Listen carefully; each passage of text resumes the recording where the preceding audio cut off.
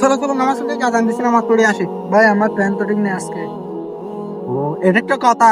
হ্যাঁ, ঠিক না হলে বদলে ফেলবো, আসো। অন্য একদিন যাবো ভাই। হ্যাঁ রে, অন্য একদিন বাঁচবা কিনা মরবা তুমি সেটা জানো। চলো নামাজ পড়ে আসি। না ভাই, আসো আসো। আহা, এটা একটা কথা বললাম। আজকে যদি তুমি মারা যাও, কালকে তোমার কবরে তোমার প্রশ্ন করবে, তিনটা প্রশ্ন করবে। তুমি প্রশ্ন উত্তর দিতে পারবা? আমি তো জানি না প্রশ্নের উত্তর কি।